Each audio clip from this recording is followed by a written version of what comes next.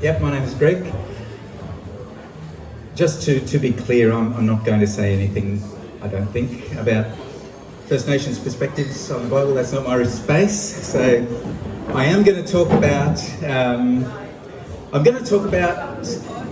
the view from the back deck of this pub. So if anybody's interested in the view from the back deck of this pub, that's my subject matter. I'm going to talk to you about the bus route that goes under the floor that we're meeting on. I'm going to talk about that. Does anybody catch the 340 bus? The 340, yeah, sometimes. I'm going to talk about the 340 bus that goes underneath this building in the context of your Acknowledgement of Country. So thanks for that, Steph, and I really support that idea of finding a way to listen to voices we haven't given credibility to, we haven't given authority to, and so that's kind of the space that I'll be in. But it is theology on tap, and the bus route that goes under this building has a stop just up at Kedron Brook up there, so I'm going to preach. Here I am in a pub, the Crown Hotel. So let's hear the voice of the preacher from 1847, the preacher who gave us the word Kedron Brook. And this is one of his sermons, published in 1847. He said, "Dearly beloved brethren, I have hitherto been telling you that the great God who made the sun, the moon and the stars, the land and the salt water, hath made of one blood all the nations of men to dwell upon all the face of the earth, that his white and his black children are all alike in his sight, and that he hath sent his Son from heaven to die for you, to bless and to save you. But I have now to tell you that the great white Jinn, that's the Queen, beyond the salt water, the great white Jinn beyond the salt water requires your country for the cattle and the sheep of her tribe, and has given the whole of it from the river back to the mountains to her brother, Mr. Blank here. Didn't name the person she'd given it to. And you are not to sit down or walk all about, all over it, or hunt the kangaroo and opossum, or to gather bunga, that's the fern, anymore. You're not to do that. No doubt, it is your own country, the place where you were born, and you have no place else to sit down and walk all about, to hunt and to gather bunga. But remember, the great white Jinn is very strong, and there are many soldiers in her tribe." That's the preacher who gave us the word Kedron Brook. Okay, as you might have seen in the invitation to this meeting, I have introduced myself as an outreach worker in a climate catastrophe mitigation scheme. And in days of yore, as I said, people would have called me a bus driver. The heroes of my time in public health, as Steph mentioned, were outreach workers, and I wanted to be like them. So for the last decade or so, I have been driving a bus around the city, looking for passengers who might tell other potential passengers that my colleagues and I are delivering a good and valuable service in the life of the city. And when I'm not interacting with the passengers, I am getting to know the city in other ways. And one of these ways is to read the signs and to see what they might tell me. Signs like Kedron Brook. Now, the mid-19th century homily that I just read was written by a man whose name is perhaps, maybe you might want to argue with me on this point, you're welcome. His name I reckon his name is on more street signs in this city than any other person. Who could that possibly be? Who do you think is the leading contender for name on the street sign in Brisbane? I'm putting forward John Lang. And the reason is because over there in Paddington and Auchenflower, it says Lang Park traffic area on every single intersection. John Lang, his name's on so many street signs. He's the preacher who gave us Kedron Brook and all these other things. So Lang, as some of you may know, sent the first Christian missionaries to this place, very close to here. Lang wrote the speech that I just read you after he heard about the outreach work of one of his missionaries, who was Reverend Schmidt. And in that Lang's recollection, he wrote, on one occasion, the Reverend Mr. Schmidt, when traversing the bush on foot with a few natives, was met by two gentlemen squatters, mounted and armed. One of them requested Mr. S, that's Mr. Schmidt, since he spoke their language, to inform the natives that they were not to trespass on his run. Now these squatters in the country just to the north of here, up this road a little further, created some lines on the land. These lines hadn't existed before. It was genuine creation. They created what I call an unseen between-land. And these squatters had asked the multilingual missionary to confirm and promote both the existence and the meaning of this newly created world. And the sermon that I read at the beginning is Lang's description of what he called the squatter's gospel. He saw it as a betrayal of the gospel he had employed Mr. Schmidt and his colleagues to preach. So, generally I take off a bit of time in December. A couple of years ago I parked my bus at the depot, and the first thing I did to start my holiday was to catch a bus for fun. I just wanted to go for a ride. So, as a passenger, I jumped on the bus that goes straight under this building, the 340, from Wollongabba to Castledine. Of course, I've mentioned Kedron Brook. That's a reference to 18.1. Lang himself wasn't the guy that put the name on it. It was one of his team who did it. But Kedron Brook's very close to here. It's just down the hill. The bus crosses Downfall Creek, which refers to a place where the missionaries hid one night when they broke their cart, and they were hiding from some Aboriginal people in the area. And Rhodey Road, just up here, also refers to one of Lang's artisan missionaries. So I was interested to see these memorials. That was part of the reason I called it. I actually wanted to travel that route to look at how Palestine was represented on that bus route as well. And so places like Gordon Park, which is just down the hill here, Chermside, Wavell Heights, these are memorials to soldiers who were present in Palestine. I wanted to see how the commute as a bus driver, and how the land itself presents these place names, these memorials, to travellers who move along this corridor. So I spent the first few days of my holiday catching buses on the 340. I went back and forth, Wollongabba to Castledine, just to look, listen to the land, etc. And I wrote a lyrical version of this wonderful holiday I was having, and it includes this lyric, which is my offering to you today, okay? So this is a lyric I want to offer to you. The eye with three legs crouches. The eye with three legs crouches to conjure an unseen between land. Fair Theodolite has stolen our hearts, but love has never been ceded. And that's my theological offering to you today. The eye with three legs crouches to conjure an unseen between land. Fair Theodolite has stolen our hearts, but love has never been ceded. So the eye with three legs is a theodolite, it's an object. To conjure an unseen between land, which is the lines, subdivisions and maps. Fair Theodolite has stolen our hearts. I'm putting forward this idea that Theodolite is kind of a deity, like Jesus put forward Mammon as kind of a competitive deity. I'm putting forward Theodolite today. But love has never been ceded. Even if everything is surrendered, everything is lost, everything is stolen, love, maybe it's still there, maybe we've still got it, and that's what we're looking for. Now, of course, I am led into this thinking by First Nations assertions that sovereignty was never ceded. And the phrase, sovereignty never was ceded, offers many theological possibilities, so I really want you to think about that.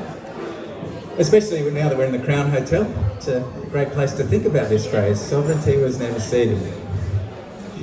And alongside this phrase, of course, I'll mention Acknowledgement of Country, and Acknowledgement of Country is where we, as Steph has done, acknowledge the traditional owners of the land, and we offer our respect to the elders. It seems a pretty simple phrase, In fact, some people see it as so simple that it's just dismissed as a formula, as a piece of political correctness. In this talk, I think my acknowledgement of country will come slowly. I'll probably take the whole time to, deliver it. That's all I want to do, really. But by the end, hopefully, it will be clear to you that that's what I've done. I've tried to make acknowledgement of country a spiritual practice.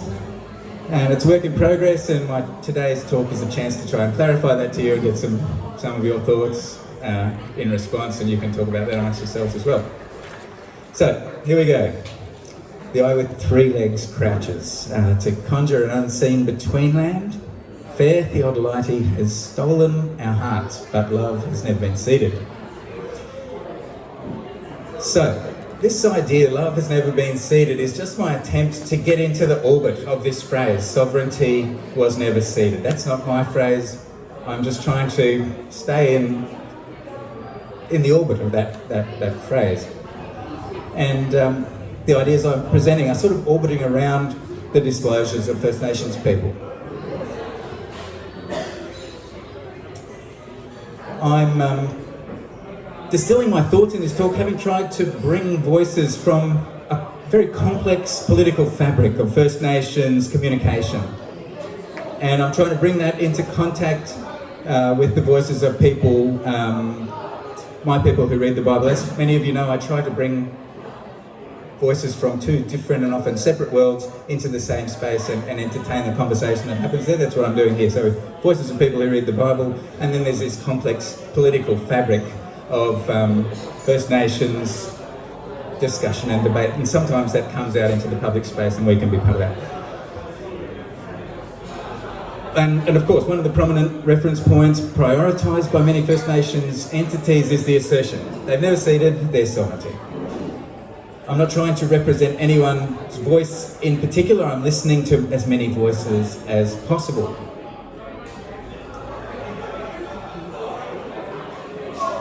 Okay. So I want us to talk about what we learn when we are listening to these voices. At the beginning, the first consideration for me in trying to do this project is to think, well, who are my people? Who are my people? The First Nations political fabric is very complex, and they're doing their best to express themselves to each other and beyond. But my question, my work, and I think our work is, who are my people? And it's the foundation of all I'm going to say. It's my point of orientation. This is my point of orientation. Who are my people? So when I say us, or we, or our, who am I talking about? We might be this small group in this pub. We might be the people of this city, this country, maybe of the earth. Let's see what I'm up to. I'm having trouble reading my notes. For me, the most inclusive, the biggest group that I can say we for is this. My people, you'll have to listen carefully to this, my people are those who use the same vocabulary of place that I use. That's who I think of as my people these days in the most inclusive way. The people who use the same place names that I do. It's based on the idea of presence, which includes an attentiveness to each other, in each other's presence, as well as accountability to each other, in each other's presence. We, whoever we are the people who use the same place names, regardless of what languages we speak, regardless of how long we've been here, or how long we're going to stay here. We are here in each other's presence. And so this definition is relevant to the scale. It's a massive subject, but I think this definition is relevant to the scale of the subject I want to discuss. It's intended to be as inclusive as possible to a diversity of participants, and it's also specific enough so that people can opt in or out of it. They don't have to be part of my we if they don't want to be, but they can if they want to be. So my people are those people who use the same vocabulary of place as I use. It's a dynamic definition, but that's the biggest one I can bring to bear on this particular discussion. So, in the light of that definition, I am interested in surveyors who named and defined the land. and they generated the origin story for my people. Thanks, Bianca. Team Manning, where are you, Bianca? Thank you. I'm a Manning, Bianca's a Manning. I think the cook is a Manning. There's lots of us out there. There's some Manning Streets here in Brisbane. At least one of them is probably named after my uncle, who was a surveyor. My dad can remember my uncle, whereas he was a surveyor, saying, I'm going to get my name on something. He was a very determined surveyor. He was president of the Surveyors Institute here in Queensland. He was also a surveyor in the 4th Light Horse. So when the 4th Light Horse were approaching Beersheba, the surveyors looked for wells close to Beersheba, and my uncle was amongst the surveyors who secretly found some wells so that they could mount a surprise attack on Beersheba, and that's been eulogised, I suppose, as the charge of the Light Horse. I'm telling you this just to get a little personal contact with the themes I'm going to bring up. So that's Team Manning. Just got to broaden the net a little bit, as much, keep it inclusive. And now surveyors named and defined the land to generate our origin story. Our origin story includes a new vocabulary, new names. We saw that in Genesis 2 as well. As part of this origin story, an object called a theodolite generated and created invisible lines that were given various meanings and legal status.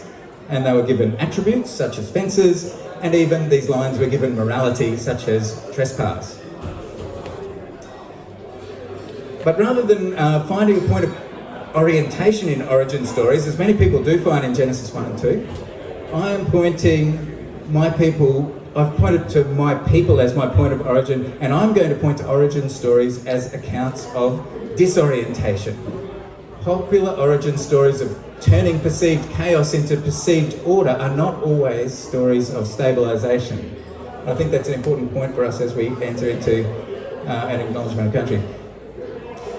I'm happy later on if you want to discuss how that might apply to Genesis 1 and 2, but for right now, the disorientation was that some men showed up here in this country with a mystical object, which was a theodolite.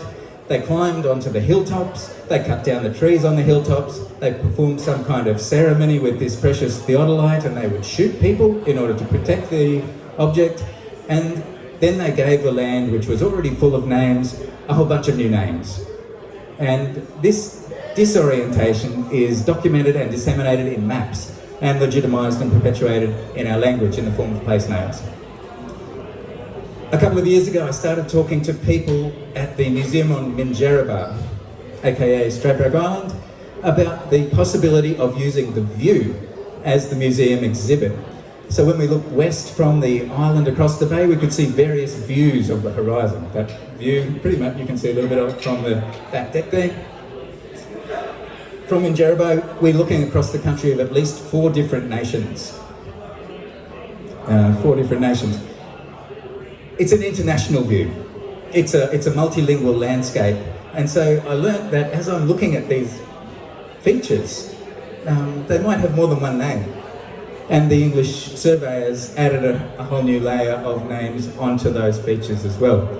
I know some of you have visited some of them tonight. Cleveland Point, Wellington Point, Victoria Point. The places, Port of Brisbane, Moreton Bay, Mount Cotton, Mount Gravatt, who have we got? Mount Lindsay, Mount Barney, Macleay Island, Russell Island, Peel Island.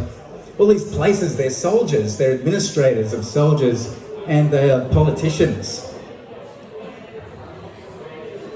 So in my spiritual practice of acknowledgement of the traditional owners, these words are the raw material for this spiritual practice. These words that refer to are memorials to soldiers, their administrators, their controllers. And so they're the raw materials for understanding what the challenges my people might face if we want to demonstrate our respect for the elders on those nations. So depending on where you stand on Minjerribah, of course the view changes as you move around, you can see different things. And in one of those views, promised land storytelling comes into the vocabulary. If you're standing at Amity Point, which appears as pulling on some maps. The Dagular Range is there in the distance. That's what we're seeing from the deck here. The Port of Brisbane's there. You can see St Helena Island in the foreground, and as you look straight across St Helena Island, in the background there's a little triangle. That's Mount Nebo. We're standing at Amity. Amity was the ship that brought John Oxley and his invading detachment of the 40th Regiment to this part of the world in 1824. The Dagular Range, well, Dagular was commander of the British troops in China, and he became Lieutenant Governor of Hong Kong after the British government finally accepted that China had formally ceded the island of Hong Kong to the British after the First Opium War. And for those who love meeting in the Lord Stanley Hotel, Lord Stanley happened to be the Secretary of State for War and the Colonies at the time that China ceded Hong Kong to the British. But there is Mount Nebo, a reminder of the promise-making God of the British. So here it appears in Deuteronomy 34. Moses climbed Mount Nebo. Then the Lord showed him the whole land, from Gilead to Dan. This is the land I promised on oath to Abraham, Isaac, and Jacob. Now, generation after generation of English speakers here have kept refreshing the idea of promised land in many ways. So I'm going to make 3 points with promised land, with the way that we refresh promised land thinking. So the first one is the invocation of Abraham. The second one is reference to the promised land as a place. And the third one is the use of promised land as a metaphor. So I'll start back with John Lang in the 19th century, in the origin of this city, this one, Brisbane. Reverend Lang used promised land language and Abrahamic tradition to promote his personal immigration project, which he called the Cooksland Colonisation Company. Lang wrote this is another one of Lang's 5-round sermons, so strap yourselves in. Divine providence is for the wisest and most beneficent purposes now saying to many of the best men in our country, as Father Abraham of old, get ye up out of your country and from your father's house unto a land that I will show you, and I will make you there a great nation. And he quotes Genesis 12. So he's invoking the promised land idea. Okay, the second point of contact I've made is promised land as a physical place. If we continue up the road, just up the street here, there's a man whose fame sort of straddled the end of the 19th century, first part of the 20th century. So the 340 bus route is going underneath us here, okay? And it goes through a couple of tunnels, and it pops out to stop at a stop in front of Kitchener Road, okay? Kitchener Road. Lord Kitchener was hailed, I suppose, as the leader of the British Army in World War I. Most of us probably know Kitchener's face. Kitchener was the guy with the big moustache and the dreamy grey eyes going, your country needs you. He's going to cap. So that's Lord Kitchener, if you didn't know that. Your country needs you. Okay. But as a young officer, Kitchener was surveyor for the Palestine Exploration Fund. And Kitchener wrote to the Palestine Exploration Fund in 1877 that his mapping of Palestine was done from Dan to Beersheba. And the phrase Dan to Beersheba is a recurring biblical phrase. It refers to the children of Israel when they're actually in this land of promise. Beersheba is in the south, that's where the charge of the light horse was, and Dan in the north. Now the story of Abraham's treaty at Beersheba is it's better known, I guess, than the story of Dan. So I'm not going to worry too much about Beersheba at the moment, it's part of the Anzac legend. But it's worth noting that Abraham did make a treaty there, and especially in the light of the comment in Exodus 34 about not making treaties with any of the people that you're driving out as you're entering the Promised Land. That was pretty specific about not making treaties. But thanks to this bus stop up here on Kitchener Street, and I got exposed to Kitchener's survey work in Palestine, and it alerted me to this place called Dan. So as far as I can tell, when God showed Moses Dan from Mount Nebo, it wasn't actually called Dan. And so this is an example of the idea that my people are the people who use the same place names as me. The people who identified with the place names of the Promised Land they called that place Dan in the story of Moses, but it wasn't. Judges 18 gives us a very interesting insight. So I'm just going to give you a taste of what Judges 18 tells us. Dan actually came from the destruction of a city called Laish. So this is a little taste of how Laish became Dan. In those days, Israel had no king. And in those days, the tribe of the Danites were seeking a place of their own where they might settle, because they had not yet come into an inheritance amongst the tribes of Israel. So the Danites sent 5 of their leading men to spy out the land and explore it. These men represented all the Danites. They told them, go, explore the land. They said to a young Levite they met along the way, please inquire of God to learn whether our journey will be successful. And the priest answered them, go in peace. Your journey has the Lord's approval. So the 5 men left. They came to Laish, where they saw that the people were living in safety, at peace and secure. And since their land lacked nothing, they were prosperous. When they returned, their fellow Danites asked them, how did you find things? And they answered, come on, let's attack them. We have seen the land and it is very good. When you get there, you will find an unsuspecting people and a spacious land that God has put into your hands, a land that lacks nothing whatever. Then 600 men of the Danites, armed for battle, set out and went to Laish against a people at peace and secure. They attacked them with the sword and burnt down their city. The Danites rebuilt the city and settled there. They named it Dan, after their ancestor Dan, who was born in Israel. Though the city used to be called Laish. So I've just left out a bit the middle of the chapter to keep it simple. It's worth reading. I'm not saying it's irrelevant, it's very relevant. Please read it. So regardless of how you like to read the Bible, I think there's a lot in this story to attract the attention of anybody like us who might be grappling with the British invasion and theft of the land we're meeting today. Judges 18 has a remarkably similar shape to the story of John Oxley's journeys at this southwestern edge of the Pacific Ocean. He's renaming the Brisbane River, he's leading an army of these countries he led this army into these countries to take the land by force. And also Oxley was also one of the foundation members of the Bible Society in Sydney. So the John Oxley story provides a substantial point for applying the ideas I'm putting forward, because in exactly 2 years, on the 28th of September 2024, that's like less than, 3 days, 4 days, less than 2 years, there's going to be a bicentennial acknowledgement, at least, of the day that John Oxley identified the site of this city. And if anybody's interested to discuss the possibilities of how we might approach the next 2 years, then I'm happy to discuss that further. That's a bicentennial of the foundation of this city by an invading force. Now, I don't want you to think that Judges 18 is a model for truth-telling, because it's not. It's definitely not a model for truth-telling, but hopefully its existence in the Bible canon can encourage a bit more honesty. It's not truth-telling as the phrase is currently in use. For the people who are living in Laish, at peace and secure, Judge 18 is not their truth-telling. It does not contain their voices, or their priorities, or their version of events. Judges 18 is more like this meeting. It's more like us, where we're the people who are most affected by that arbitrary invasion and the dispossession. They're not here, they're not telling their story.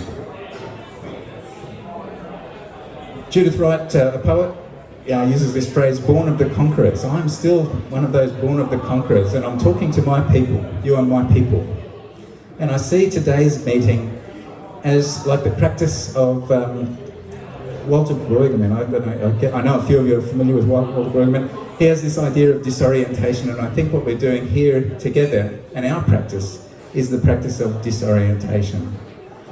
The matter of importance that's in play in a meeting like this is how can we, whether we as big a group as possible, how can we share the experience of disorientation and support each other to hold that space together as we enter into the situation where the people whose land was renamed can speak with their own priorities to us, this as big group as possible.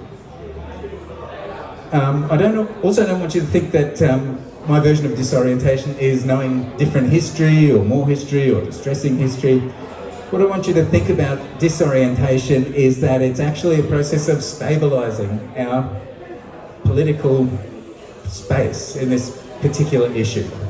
We're trying to support each other and grow the support for this process of, I'll get to it at the end, like orientation, disorientation and reorientation that Brueggemann has spoken about in the prophetic imagination. So, stabilising our social or political organisation so that we, in our own complex demographic collective, can listen, stabilise ourselves to listen. That's what this is about. While people from the First Nations tell us their stories and speak to us out of their own political fabric.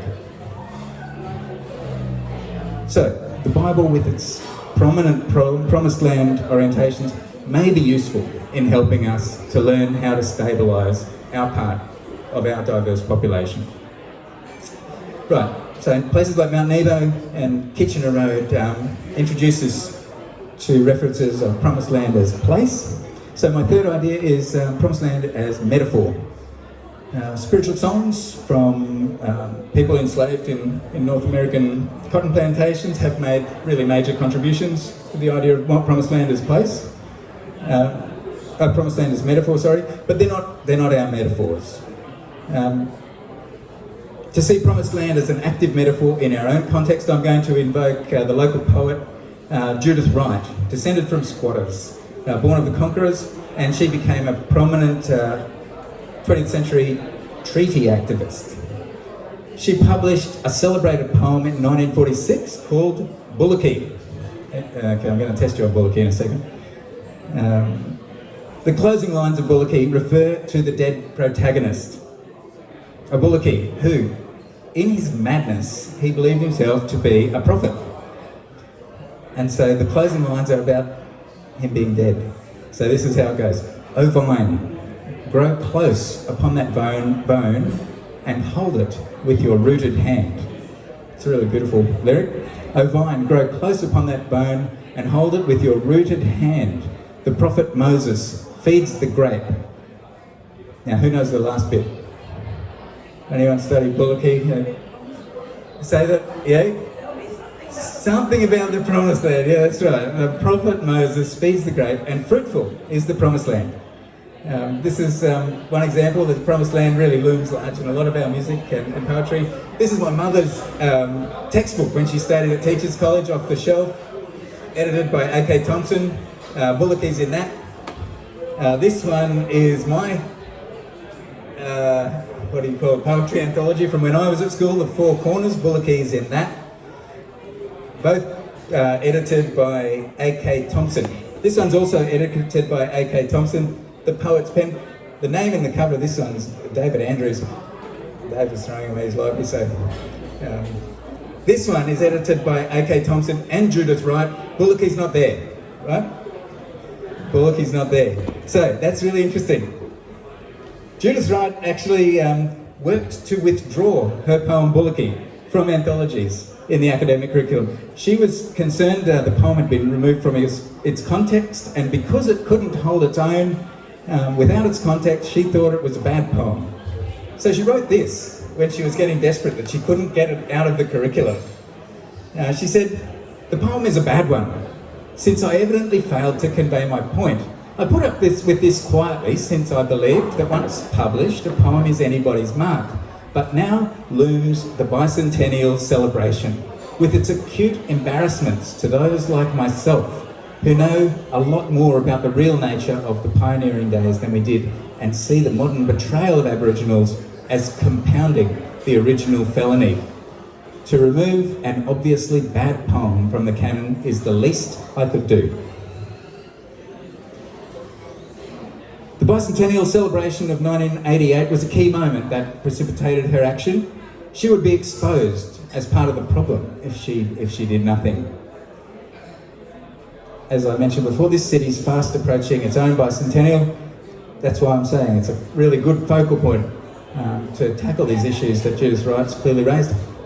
But not just to avoid embarrassment, but actually to weigh into something a little bit more productive. The first issue that she raised is really clearly stated. The modern betrayal of Aborigines is compounding the original felony.